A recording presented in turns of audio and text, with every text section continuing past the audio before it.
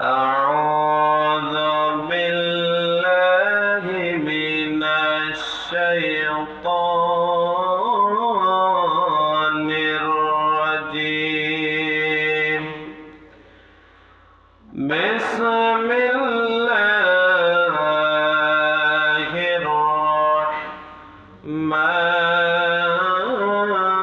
الرحمن الرحيم يا أيها الذين آمنوا استعينوا بالصبر والصلاة إن الله مع الصابرين.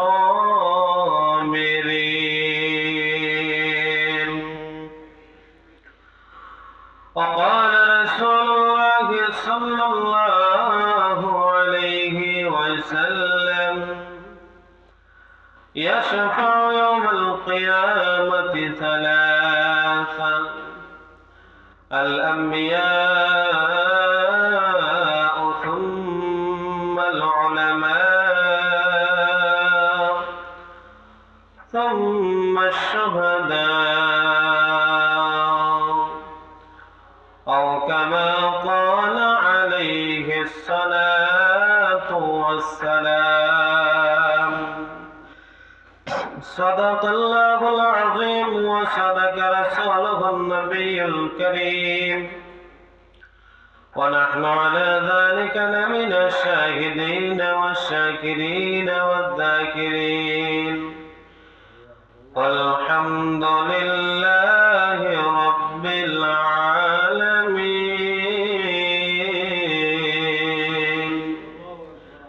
إن الله وملائكته يصلون على النبي يا أيها الذين آمنوا صلوا عليه وسلموا تسليما.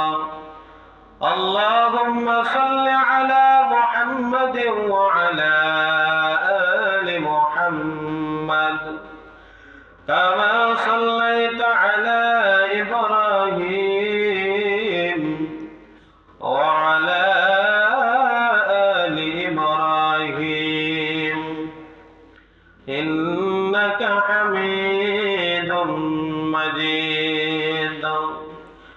اللهم بارك على محمد وعلى آل محمد كما باركت على إبراهيم وعلى آل إبراهيم إنك حميد مجيد.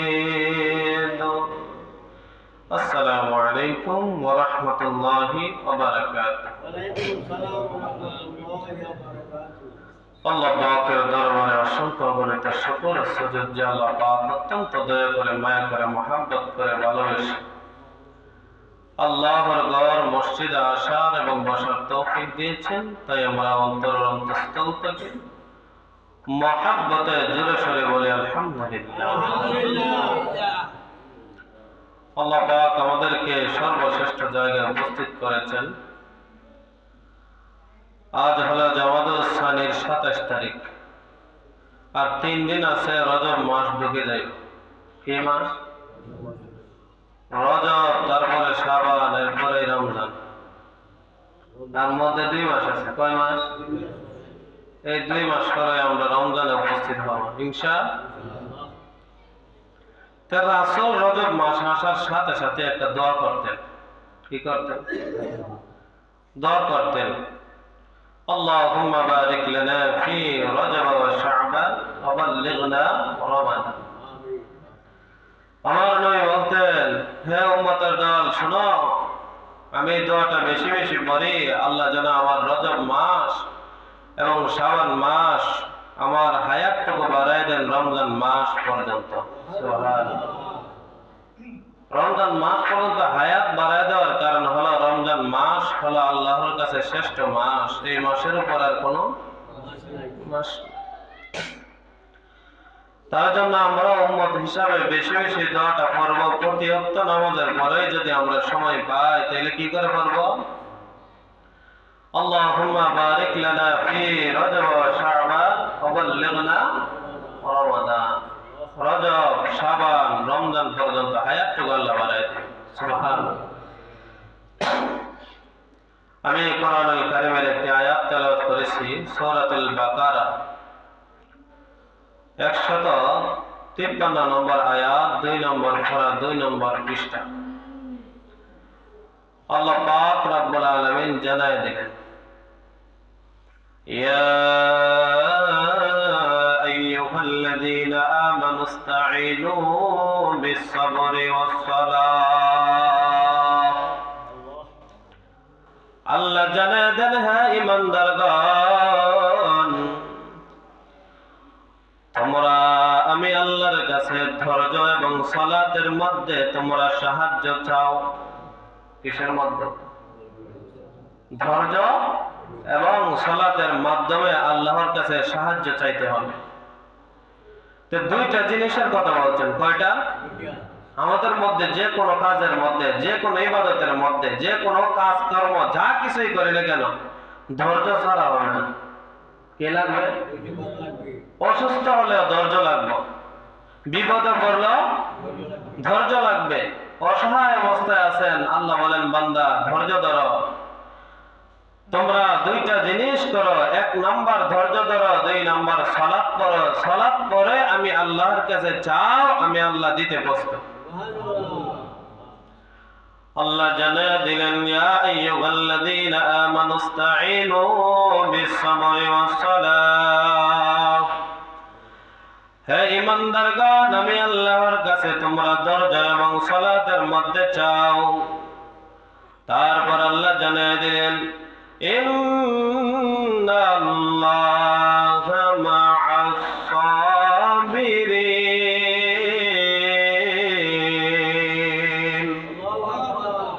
আল্লাহ বলেন, হে ঈমানদারগণ, নিশ্চয় আল্লাহ তাআলা ধৈর্যশীলদের সাথে আছেন।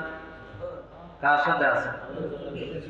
ধৈর্যশীলদের সাথে আমার আল্লাহ থাকেন এবং আছেন এবং বর্তমানেও থাকবেন, ভবিষ্যতেও থাকবেন। এটা আশা করা যায় ধৈর্যশীলদের সাথে। আল্লাহ নিজে জানায় দিলেন, ইন্নাল্লাহা মা'আস-সাবিরিন। নিশ্চয় নিশ্চয় আমি আল্লাহ ধৈর্যশীলদের সাথে আছি। তারপরে আমরা জেনে নেই, নবী করিম সাল্লাল্লাহু আলাইহি ওয়াসাল্লাম তিরমিজি শরীফের মধ্যে আনছেন, ইবনে মাজাহ শরীফের মধ্যে আছে হাদিস নাম্বার 4313 নম্বর হাদিস। ওসমান ইবনে আফফান রাদিয়াল্লাহু তাআলা আনহু বলেন, দুনিয়া থেকে চলে যাওয়ার পর দুনিয়াতে অনেক মানুষ বিপদের সময় আপনার পাশে দাঁড়াবে, কিন্তু কিয়ামতের দিন 3 শ্রেণী ব্যক্তি ব্যতীত অন্য কেউ আপনার পাশে দাঁড়াবে না। কয় শ্রেণী? 3 শ্রেণী। এগুলো মনে রাখবেন। 1 নম্বর, নবীজি জানায় দিলেন, আল উলামা।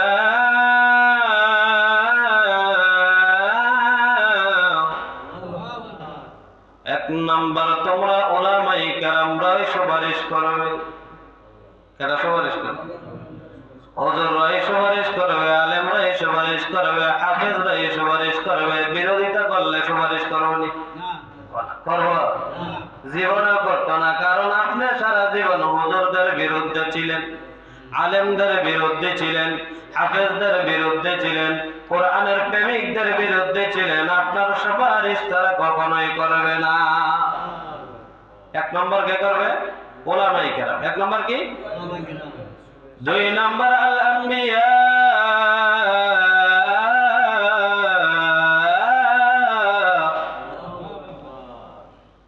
নবী রাসূলগণ, আল্লাহর নবী বললেন, নবী রাসূলগণ কিয়ামতের ময়দানে উম্মতের জন্য সুপারিশ করবে। কার জন্য? উম্মতের জন্য সুপারিশ করবে নবী রাসূলগণ। 3 নম্বর, সুম্মা শুহাদা।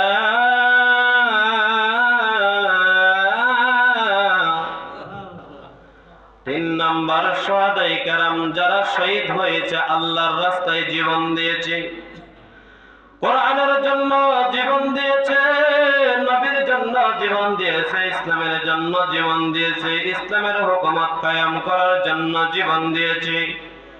নবী বললেন, ওই শহীদরা আমাদের জন্য, উম্মতের জন্য সুপারিশ করবে। কয় দল? 3 দল। 1 নম্বর হলো নবীগণ, 2 নম্বর আলেম ওলামাগণ, 3 নম্বর শহীদগণ। এই 3 দলের সাথে আমাদেরকে উপস্থিত থাকতে হবে, চলাফেরা থাকতে হবে, তাদের সাথে সম্পর্ক রাখতে হবে। কার সাথে?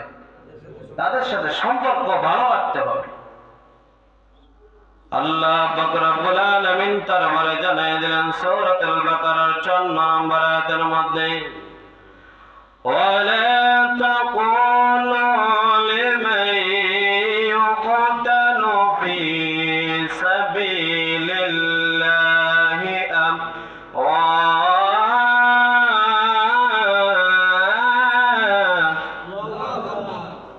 আল্লাহ জানাই দিলেন, হে নবীর উম্মতের দল, তোমরা শোনো, যারা আল্লাহর রাস্তায় নিহত হয়েছে, জীবন দিয়েছে, তোমরা তাদেরকে মৃত্যু মনে করিও না, তাদেরকে মৃত মনে করিও না, বরং তারা জীবিত, কিন্তু তোমরা অনুভব করতে পারতেছ না। তারা কি জীবিত? তারা যারা দ্বীনের জন্য, ইসলামের জন্য, কোরআনের জন্য, দেশের জন্য জীবন দিয়েছে, তারা মরে নাই, তোমরা মরে নাই, তারা জীবিত আছে, কিন্তু আমরা যারা জীবিত আছি আমরা অনুভব করতে পারতেছি। ঠিক কিনা? কে কইছে? আল্লাহ। আল্লাহ পাক রব্বুল আলামিন তারপরে জানিয়ে দিলেন, বাল আহইয়াউ ওয়ালাকিন লা তাশউরুন।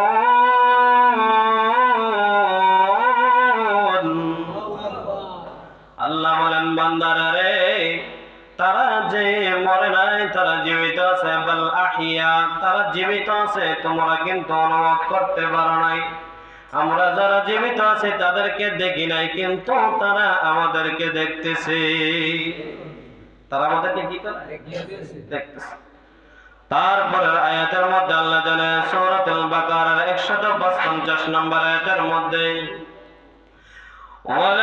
وَلَنَبْلُوَنَّكُمْ بِشَيْءٍ مِّنَ الْخَوْفِ وَالْجُوعِ وَنَقْصٍ مِّنَ الْأَمْوَالِ وَالْأَنفُسِ وَالثَّمَرَاتِ।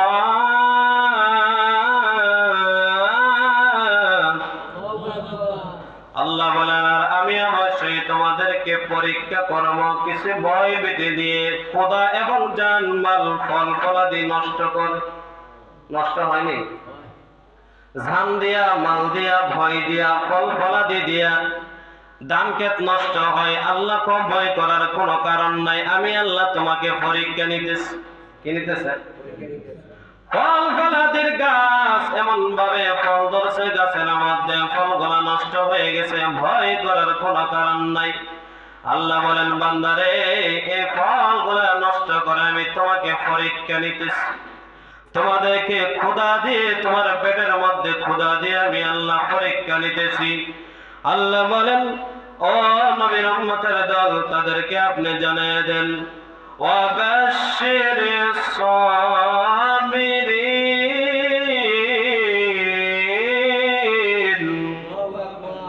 আল্লাহ বলেন, নবী গো, আর তাদেরকে জানিয়ে দেন, ধৈর্যশীলদের সুসংবাদ জানিয়ে দেন।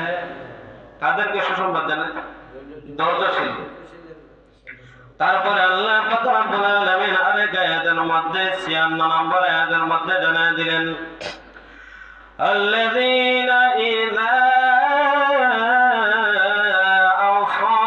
আসাবাতুহুম মুসিবাতুন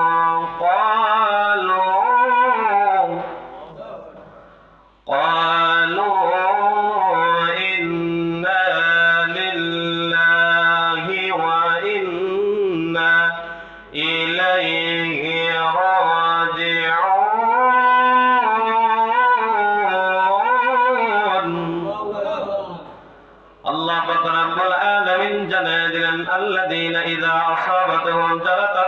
যখন বিপদ আক্রমণ করে, কিসে আক্রমণ করে?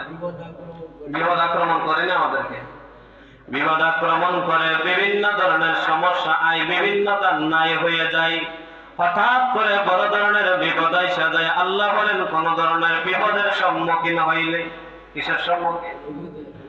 কোন ধরনের বিপদের সম্মুখীন হইলে, কোন ধরনের বিপদ দেখা দিলেই আল্লাহ বলেন তোমার সাথে সাথে বলবা ক্বালু ইন্না লিল্লাহি ওয়া ইন্না ইলাইহি রাজিউন।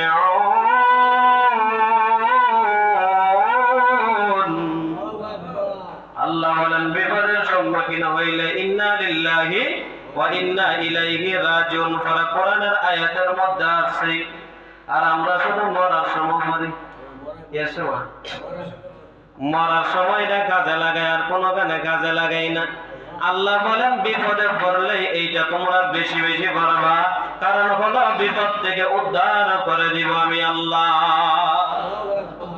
উদ্ধার করবেন কে? 1000 টাকা হাইরা গেছে গা, রাস্তা পড়ে গেছে, বিভিন্ন জায়গা পড়ে গেছে গা, খাইতেছেন না, এখন কি করবেন? ইন্না লিল্লাহি ওয়া ইন্না ইলাইহি রাজিউন। হঠাৎ করে এমন একটা বিপদ আসছে, রাস্তা দিয়ে হাঁটতেছেন, ওষ্টা খাইছেন, কি খাইছেন? তোমার ওষ্টা করনি, ওষ্টা খাইছেন একটা ইটের মধ্যে মনে করেন, হঠাৎ করে খাইছেন, খাওয়ার সাথে সাথে কয় নেই এটি কইতে কেন কইছে? কইবেন ইন্না লিল্লাহি ওয়া ইন্না ইলাইহি রাজিউন। এটা একটা বিপদ, এটা একটা কি বিপদ। হঠাৎ করে একটা জিনিস আপনার শরীর থেকে বিপদ হয়ে আপনার নষ্ট হয়ে যাইতেছে, এমন সময় অসুস্থ হয়ে গেছেন, সাথে সাথে বলবেন ইন্না লিল্লাহি ওয়া ইন্না ইলাইহি রাজিউন। দোয়া শিক্ষা দিয়েছেন কে? আল্লাহ শিক্ষা দিয়েছেন। তারপর রাসূলুল্লাহ সাল্লাল্লাহু আলাইহি ওয়াসাল্লাম নবীকে জানিয়ে দিলেন সূরা আলে ইমরানের 169 নম্বর আয়াতের মধ্যে ওয়ালা তাহসাবান্নাল্লাযীনা কুতিলু ফী সাবিলিল্লাহি আমওয়াতান বাল আহইয়াউ ইনদা রাব্বিহিম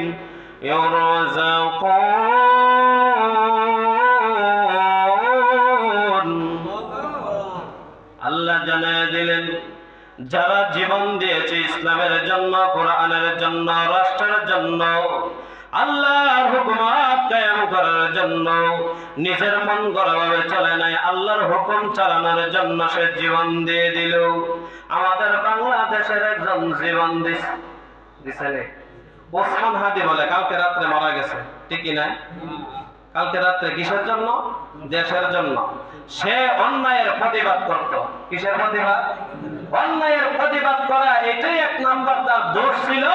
এই দোষের কারণে যারা সন্ত্রাসী ছিল, উগ্রবাদী ছিল, যারা পাকিস্তান এবং যারা বিভিন্ন দলের খারাপ দলের এজেন্ট ছিল, তারা তাকে গুলি করে হত্যা করে দিল, শহীদ করে দিল।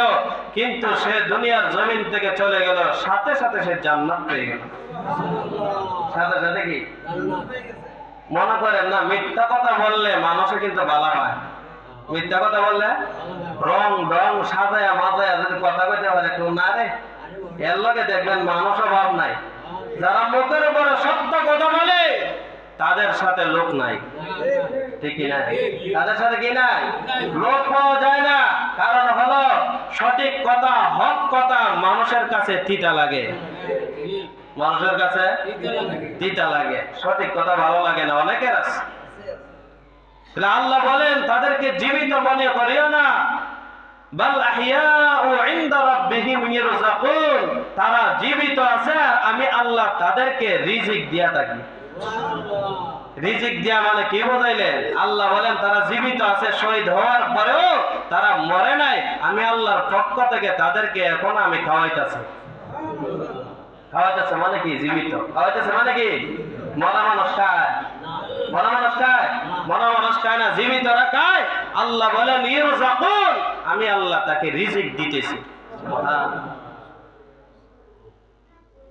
তারপরে আল্লাহ পাক রব্বুল আলামিন জানায় দিলেন শহীদদের 7টা মর্যাদা। শহীদদের কয়টা মর্যাদা? নবী করিম সাল্লাল্লাহু আলাইহি ওয়াসাল্লাম জানিয়ে দিলেন তিরমিজি শরীফের 1663 নম্বর হাদিসের মধ্যে, যারা দ্বীনের জন্য ইসলামের জন্য শহীদ হয়ে গেল তাদের 7টা মর্যাদার কথা নবী বলেন। 1 নম্বর মর্যাদা, যখন শহীদ হয়ে গেল তার শরীরের রক্তটা মাটির মধ্যে পড়ার সাথে সাথে তার জীবনের গুনাহ আল্লাহ মাফ করে দেয়। কি করে দেয়? জীবনের গুনাহ যা আছে, যত বড় গুনাহ করুক না কেন আল্লাহ বলেন সাথে সাথে মাফ করে দিলেন। কি হইলে? শহীদ। 2 নাম্বার, জান্নাতে তার স্থান দেখানো হয়। জান্নাতে যে জায়গার মধ্যে থাকবে, জান্নাতের মধ্যে বসবাস করবে, চলাফেরা করবে। আল্লাহ দুনিয়াতে থাকা অবস্থায় জিবরাইল আমিনকে ডাক দেয়া বলে, জিবরাইল রে, তারে আমার ওই জায়গাটা দেখায় দাও যে জায়গার ভিতরে সে বসবাস করবে। দুনিয়াতে জান্নাতটা তার চোখের সামনে ধরে দিছে। সুবহানাল্লাহ। 3 নম্বর, শহীদ যখন কবরের মধ্যে রাখা হয়, রাখার সাথে সাথে 2 জন ফেরেশতা উপস্থিত হয়। পাইনি? 2 জন ফেরেশতা যখন মুনকার নেকির বলা হয়, 2 জন ফেরেশতাকে, ওই 2 জন ফেরেশতা আসার সাথে সাথে আল্লাহ পাক রব্বুল আলামিন জানায় দেন, ফেরেশতারা রে, তার কবরের মধ্যে কোনো আযাব দিবে না, কোনো সওয়াল জবাব নাই। সুবহানাল্লাহ। সাথে সাথে তার কবরটাকে জান্নাতের বাগান আল্লাহ বানায়। 4 নম্বর, কিয়ামতের ময়দানে 50,000 বছর দাঁড়ায় থাকতে হবে। কয় হাজার বছর? 2 পা দিয়ে নয়, 1 পা দিয়ে 50,000 বছর দাঁড়ায় থাকতে হবে। বলে হুজুর 5 মিনিট দাঁড়ায় থাকতে পারি না, 50,000 বছর কিভাবে দাঁড়াবো? এইটা আমার আল্লাহর হুকুমে দাঁড়ায় থাকতে হবে। দুনিয়াতে একজনকে আরেকজন যদি বলে এই কাজটা করো, মনে চাইলে করে, না চাইলে নাই। ঠিক নেই? মনে চাইলে করে, না চাইলে নাই। কিন্তু কিয়ামতের ময়দানে আল্লাহর হুকুম ছাড়া এক পাও লড়ানো যাবে না। আমাদের মন ইচ্ছা মতে চলতে পারবো না। দুনিয়াত মন ইচ্ছা মতে চলি, নামাজ পড়লে পড়ছি, না পড়লে নাই, ভাত খাইলে খাইছি, না খাইলে নাই, কাম করলে করছি, না করলে নাই, যেটা মনে চাইলেই করে। আছে না নাই? আল্লাহ ওই জায়গার মধ্যে যেটা মনে চাই এটাই করতে পারবে না। আমি হুকুমের দাসত্ব করতে হবে, আমার হুকুমে চলতে হবে। কিয়ামতের ময়দানে যখন 50,000 বছর এক পায়ে দাঁড়ায় থাকবেন, আপনারা মনে করছেন মনে হয় যার দামি দামি কাপড় ভরা থাকবো। রাসূল বললেন না, দামি দামি কাপড় ভরা থাকবে না, সবাই উলঙ্গ থাকবে। সবাই কি থাকবো? কাপড় থাকবো? এই সময় যত কোটিপতি হোক না কেন, যত লাখপতি হোক না কেন, যত টাকার মালিক হোক না কেন, যত ক্ষমতাবান হোক না কেন, সবাই উলঙ্গ থাকবে। সবাই কি থাকবে? বস্ত্রবিহীন, কোন বস্ত্র থাকবে না, পাঞ্জাবি থাকবে না, টুপি থাকবে না, সবাই পতনাবিহীন অবস্থায় দাঁড়ায় থাকবে। আয়েশা জিজ্ঞাসা করেন, ইয়া রাসূলুল্লাহ, ইয়া হাবিবাল্লাহ, নবী গো, আমার তো এখনই লজ্জা লাগতেছে। আয়েশা কি কয়? আমাদের আম্মা জান আয়েশা বলতেছে, নবী গো, তাদের কি লজ্জা লাগবে না? আল্লাহর নবী আয়েশাকে বললেন, আয়েশা রে, লজ্জা লাগবে কিভাবে? একজনের দিকে একজন তাকানোর সময় পাবে না। কয় বছর? 50,000 বছর তাকানোর সময় পাইবে না।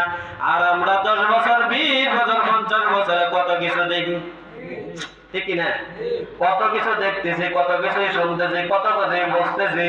আয়েশা রাদিয়াল্লাহু তাআলা আনহা ডাক দিয়ে বললেন, ও আয়েশা শোনো, এখানে লজ্জার কোনো কারণ নাই। কবরস্থান থেকে যখন আমরা ওইটা কিয়ামতের ময়দানে দৌড়া শুরু করব, শুরু করতে করতে আমরা যখন চলে যাইব, কোন মানুষের শরীরে কাপড় থাকবে না, সবাই বলবে ইয়া নফসি, ইয়া নফসি, আল্লাহ আমাকে বাঁচাও, আল্লাহ আমাকে বাঁচাও, আল্লাহ আমাকে বাঁচাও। সবাই সবাই নিয়ে চিন্তা করো। দুনিয়াতে আমার নিয়ে চিন্তা নাই, গ্রামের মানুষ আছে যারা এরা নিয়ে চিন্তা। কোন চিন্তা বলছেন নি? খানা খাওয়াই বই চিন্তা নাই, খালি গিবত করার চিন্তা। বোঝেন না কথা?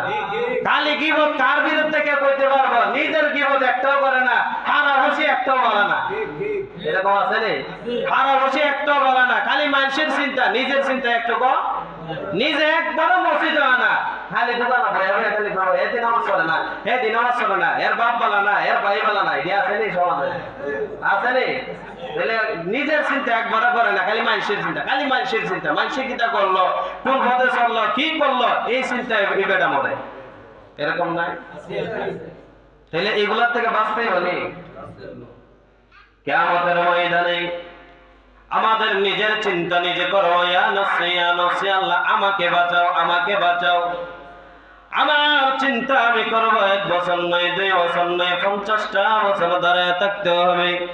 যারা শহীদ হবে 4 নাম্বার, তাদের মর্যাদা ওই 50,000 বছরের যে কঠিন অবস্থা থাকবে, ওই কঠিন আযাব থেকে আল্লাহ রক্ষা করে দিবে। কি করে দিব? কঠিন আযাব থেকে আল্লাহ কি করে দিব? রক্ষা করে দিব। 5 নম্বর রাসূল বলেন, ঈমানের মৃত্যুর সাথে সাথে ঈমানের পোশাক আল্লাহ পরাই দিব। শহীদদের মৃত্যুর সময় যে পোশাক আছে, গোসল না করায়া দাফন করার কথা রাসূল বলছেন। কি করার কথা? যে পোশাকে সে শহীদ হবে, এই পোশাকে তারা কি করার জন্য? দাফন করে দাও, আর এর মৃত্যুর সাথে সাথে আমি আল্লাহ ঈমানের পোশাক পরাইয়া দিব। শহীদের মর্যাদা আছে নি? তাহলে দোয়া করতে হবে, আল্লাহ আমাকে শহীদে মর্যাদা দেন। ওই মাঠে গিয়া শহীদ শুধু না, আল্লাহ নামাজ পড়া অবস্থা যদি কোনো বান্দা মারা যায়, শহীদে মর্যাদা লাভ করে। 7 নম্বর, ওই যে শহীদের কথা বলছিলাম, শহীদরাও কিন্তু কিয়ামতের ময়দানে সুপারিশ করবে। কিয়ামতের ময়দানে কে সুপারিশ করবে? শহীদরা। 1 জন, 2 জন, 10 জন, 15 জন, 20 জন না, তার পরিবারের আত্মীয় স্বজন আশেপাশে যারা আছে 70 জনকে সুপারিশ করে জান্নাতে নিয়ে যাবে। কয়জন রে? 70 জন। আশেপাশে তো অনেকে আছে, 70 জন, কিন্তু আত্মীয় স্বজনের ভিতরে নিকটতম আত্মীয় 70 জন কজন আছে? বেশি পাওয়া যায় না। কিন্তু আল্লাহ পাক রব্বুল আলামিন বলছেন, তারা হাত ধরে 70 জনকে জান্নাতে নিয়ে যাইতে পারবে।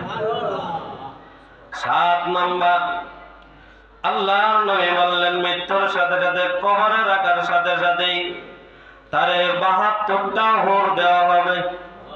কয়টা হুর? 72টা হুর দেওয়া হবে। কেমন হুর?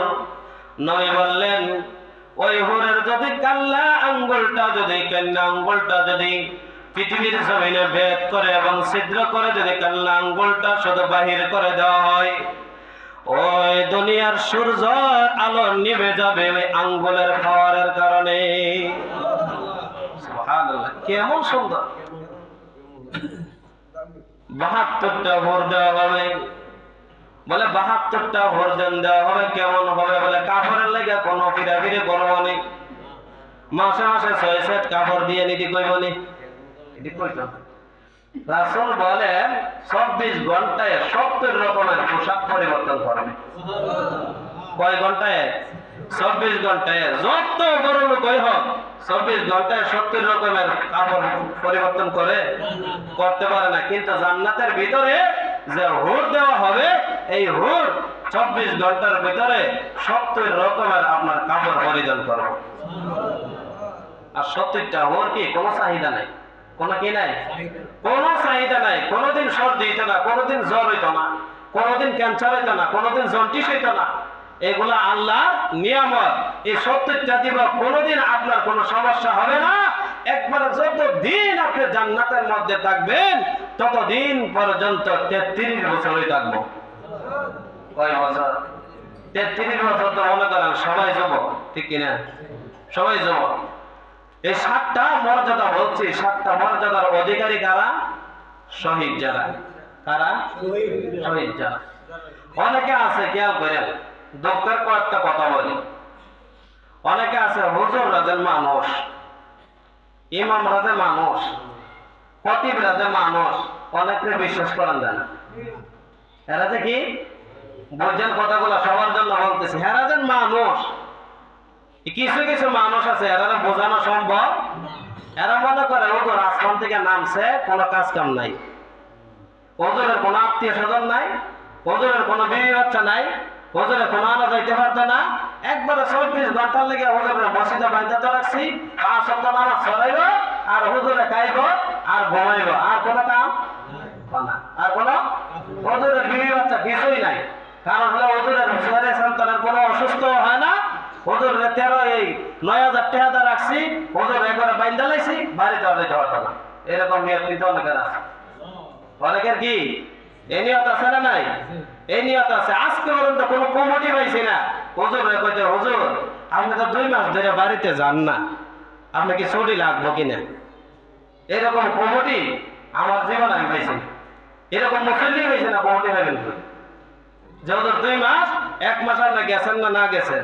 আমি গ্যারান্টি দিয়ে বলতে পারবো, কেউ করে সবাই গ্যারান্টি দিয়ে বলতে পারবো, বরিশাল থানার ভিতরে যত মসজিদ আছে আপনি গণনা করেন, এই মসজিদ গুলাকে গিয়ে বলবেন যে হুজুরের ছুটি কয়দিন, আমি ছুটি কয়দিন কাটাই, এটা গিয়ে জিজ্ঞাসা করেন। 1 মাসে 6 ওয়াক্ত নামাজ মিস হয়েছে, কয় ওয়াক্ত?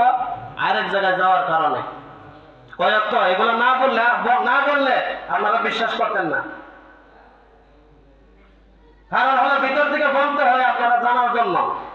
কয় ওয়াক্ত নামাজ? মনে হয় 2 মাসে কমপক্ষে 6 ওয়াক্ত নামাজ মিস হয়েছে।